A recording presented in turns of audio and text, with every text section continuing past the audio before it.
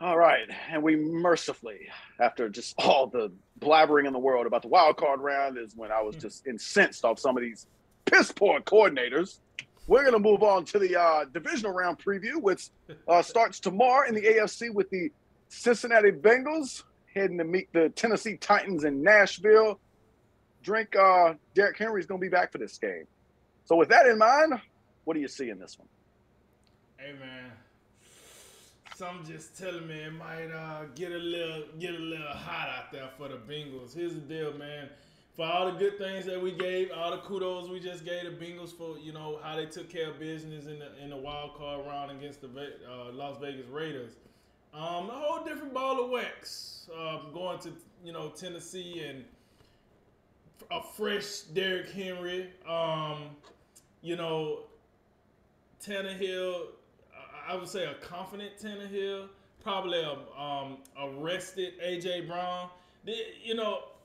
I'm looking at probably rested Julio. I mean, even though Julio been on the back of a milk carton this year, like how I see this happening. I see the lights being a tad bit brighter than what Joe Burrow is used to. I see the and you brought this up. I'm gonna pluck this little point from you. I will give you credit. You brought this up first. I see Mike Vrabel being able to do some things that Zach Taylor might be like, oh, wasn't quite ready for that one. Didn't have that one in the study guide. So I don't know, man. Like I see the Bengals being competitive, but I think the Titans. Listen, Vegas got them 3.5. I think the Titans gonna win this by a touchdown or more, man. Something. It's just when I look at how the Bengals won last week, and some of the mistakes that the Raiders made to allow them to win, and then this game was in Cincinnati, so it was at home, and it was this big deal, and Joe Burrow got us this playoff win. I think this week come on down, come up out of the clouds and come on down with us, Joe, and I think, man, listen, I think you made some points. I think, hey, fresh Derrick Henry, he's going to get majority of the carries. But, hey, Deontay Foreman going to come in. He's going to make money with his carries. To Ryan Tannehill, I think it's going to have that feel that it had, not last year, but I think it was 2 years ago, where, like, Ryan Tannehill was just, like, chilling, giving the ball to Derrick Henry, and now he threw, like, 7 passes a game, it felt like.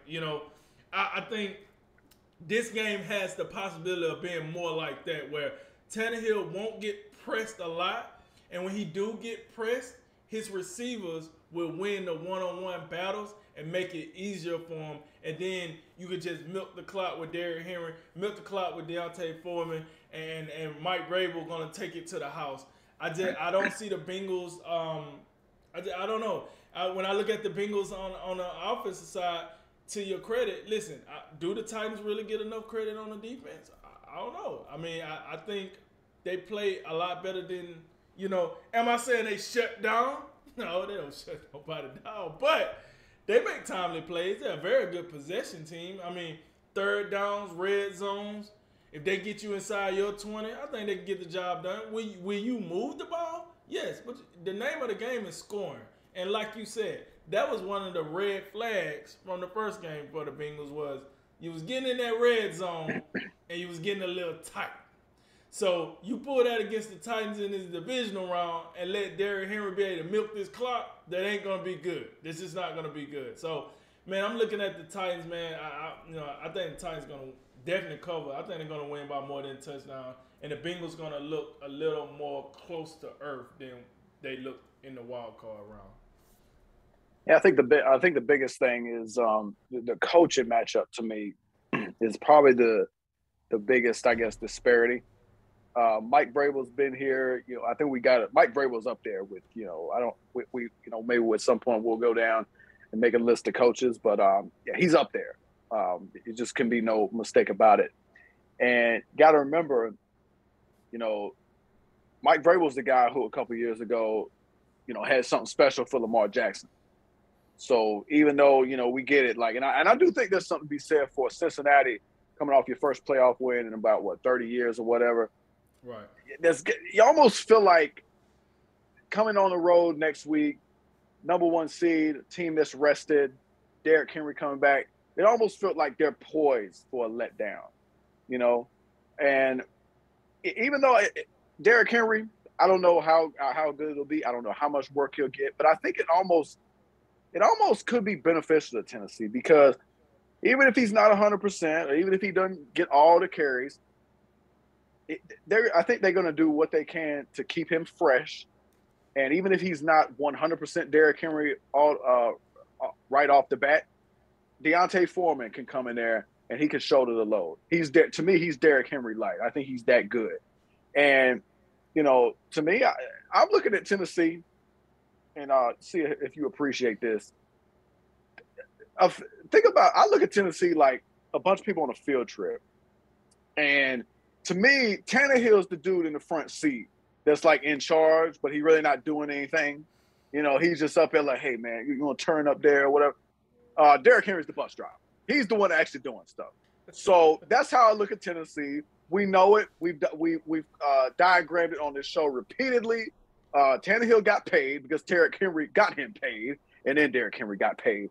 But I think for this matchup, this is just it's too much. I think it's going to be too much for Cincinnati. I think the fact that they struggled in the red zone against the Raiders, that's what Tennessee does. I think Tennessee got a lot of bend but don't break in them. I think when they let an offense inside their red zone, that's when they really tighten up. And I think that was a huge red flag for me, Cincinnati having trouble against the worst red zone defense in like 30 years. If they had trouble against the Raiders, I got to believe they're going to have trouble against Mike Vrabel's defense.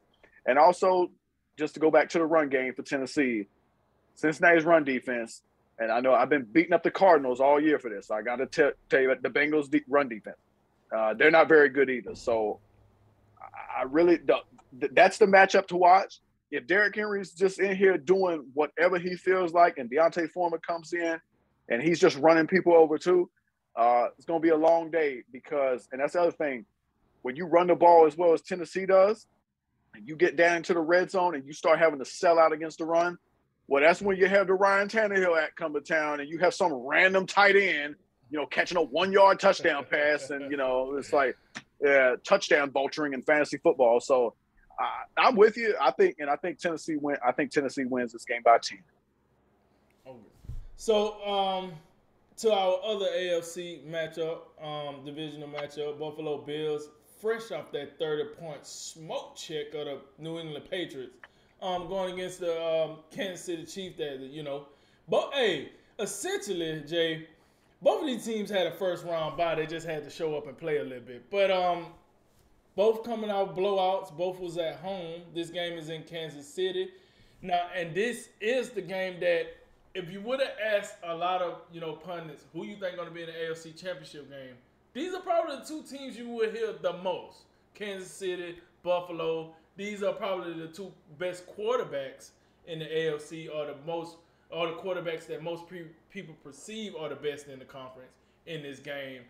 So, with that said, how you see this one playing out, Jay? Man, this one's tough. I've been going back and forth, but I keep reaching the same conclusion. I'm going Buffalo. Man, I've been riding the Chiefs all year, and I want to say I've been telling people like lately, like, who you got in the Super Bowl? And I've been saying Chiefs Packers, but man, like both of these teams have kind of been like, you know, I think you go back to the beginning of the season, and you probably would have said like this would be an AFC Championship game again. Right. Both teams have kind of, you know, we say up and down a lot, but like, you know, Buffalo's been like way up here, and then plop, you'll lose to Jacksonville, and you're just confused. Like, what is this? Kansas City had the thing where they just started off 3-4 and could not figure anything out. The defense was just awful. Patrick Mahomes, he was just turning the ball over like crazy. The running backs couldn't hold the ball. It was just terrible. And then all of a sudden, things started clicking. The defense all of a sudden playing like gangbusters. And the offense, not consistently, but like, I'll tell you what, against the Raiders, they'll drop 40 of them in a heartbeat. So you have that going on. So both teams have we've seen the very best of them. We've seen some really crazy low points. I feel like Buffalo's ceiling might be a touch higher. Kansas City, I'm just worried about Kansas City, and I'm more worried about the offense. I really am. I'm thinking it's going to be a situation where Patrick Mahomes, for Kansas City to win this game, Patrick Mahomes will have to be at his absolute best because I don't know, man. Yeah, something about Kelsey, something about Tyreek Hill. They just don't look right. They haven't looked right lately, and we know, we've been talking about it. After those two, I mean, it get a little suspect. I mean, I know Miko Hardman did some stuff against Pittsburgh. Well, this ain't gonna be Pittsburgh. This gonna be Buffalo. This is a different ball game. Sean McDermott's got a better defense. Who else you got? You got a Pringles can. You got Demarcus Robinson. Yeah, I don't know, man. Edwards-Helaire, I don't think that matters a whole lot, but you're going to leave up the game to Darrell Williams and Jerick McKinnon? I don't know. I think for me, Buffalo, I think Josh Allen's playing great. When you look at what he did against Bill Belichick's defense, this guy, I mean, some of these throws he's making, he's hit. I mean, I want to say that one of the first touchdowns, it looked like he was throwing the ball away, and then all of a sudden, like, oh no, Dawson Knox is there, and he's catching the touchdown. So and then what he does with his legs, he tucks the ball, and he looks like, a juiced up, tall running back that's just like ready to give you a shoulder. It's incredible what this guy's doing. I think to think about where he came from a couple years ago against Houston, latering the ball to the referee, and we was just killing this guy. What a job, and I think this is a huge game, obviously for both teams, but I really think Josh Allen's in a better position, especially from a supporting cast type of thing. You talked about Singletary earlier, how he's playing better. The wide receivers, the depth at wide receivers, outstanding. It goes deeper than Diggs, Sanders, Beasley. Gabriel Davis can play. Isaiah McKenzie, he can play. We know about Knox, what he's doing. The offensive line, I think part of the reason Singletary has been better is because the offensive line, you roll back and you watch the Jacksonville tape and you're like, who? This is the same offensive line they didn't have that's been good. What is this? Like, why is the other dude named Josh Allen just killing their Josh Allen? It's just Josh Allen on Josh Allen crime. It's crazy. So, but I think, look, they've buttoned that up a little bit. That's helped the running game. And, man, the defense is just solid. The defense is solid. They don't make mistakes. They don't beat themselves. Their safeties, Poyer and Micah Hyde, are both really, really good. I think for the Chiefs, they're gonna have to. I think they're not gonna be able to make big plays. They're gonna have to be methodical. They're gonna have to drive the ball the length of the field. And I think Mahomes at some point he's gonna get a little impatient. I think he makes a couple mistakes. That's not uncommon from what we've seen this year. And I'm leaning Buffalo. Now I wouldn't be shocked if Kansas City wins the game because we know home field advantage. We know how great Andy Reid is, and Steve Spagnuolo's defense has been great the second half of the year. But I'm leaning Buffalo. I'm not sure about it, but that's the way I'm leaning, and I'll take Buffalo by one touchdown. And listen, you ain't by yourself. Vegas not sure either. That's why they got Kansas City by 2, and I'm pretty sure that 2 is for that home field advantage. So, I'm taking Buffalo for the simple fact of this, and I said this to you before the game. Before the show. This is the first time since Josh Allen has been the starting quarterback for Buffalo and Patrick Mahomes has been the starting quarterback for Kansas City that I can say that Buffalo is the better team. I can legitimately look at these teams and say Buffalo has the better team. I just really believe they have a better team. And I know you're saying, well, you only saying that because Tyreek Hill and Travis Kelce ain't looking. Well, yeah, that's part of it because they're still playing. So if they're playing, if they play the game, yeah, I know they hurt, but if they play the game, I have to consider them active players. So then I have to look at that and say, I think Buffalo is the better team. Because if Stephon Diggs lace him up and he hurt and he don't play the best of his ability, he's still playing, right? So, but at the end of the day, if I did a breakdown position by position, listen, Patrick Mahomes is better than Josh Allen. That one I'll give you. But then I'm looking at Buffalo got a better offensive line. Buffalo run game is playing better. Buffalo has the better overall receiver right now. When you talk about productivity from what Tyreek Hill is doing and from what Stephon Diggs is doing, Buffalo has the better overall receiver. I give you the edge for Travis Kelce over Dawson Knox. I give you that. Mm-hmm. But then, Andy Reid is Andy Reid, so I'm not gonna be disrespectful in that part. But man, when we go over to the defense, yeah, the defense is playing better, but Buffalo is the better unit. Like, that's the better defensive unit. Even though Kansas City is playing lights out, got it. You're in this position because you're playing better, but Buffalo is the better unit. So, and hell, Buffalo got a better special teams too. I trust Buffalo kicker. Like, I think Buffalo kicker is about running even with Kansas City kicker, even though most people I talk to say, Booker is the better kicker. I don't know. I like both of them. I think they both can win you the game when it matters most. I think both of them got nice legs. I'm looking at a kickoff returns. Listen, Miko Hardman made some plays in the wild card round. I give him that. But that was the first time in like forever. I was like, oh, look at Miko Hardman. He coming to play here.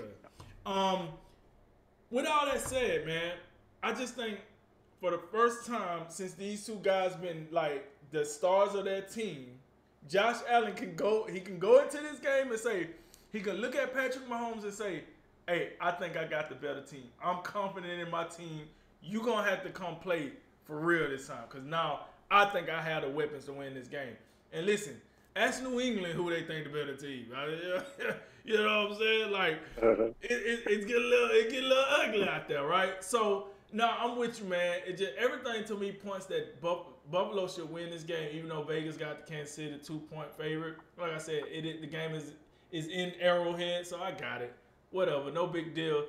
I'll take Buffalo. I'm taking Buffalo by 10. I'm thinking 34-24. The Buffalo Bills in that one. I think Josh Allen finally get that key win over Patrick Mahomes that takes him to the next level where we start saying, hey man, is Josh Allen that far behind Patrick Mahomes? He got to win the Super Bowl, but he start closing that gap with this win right here.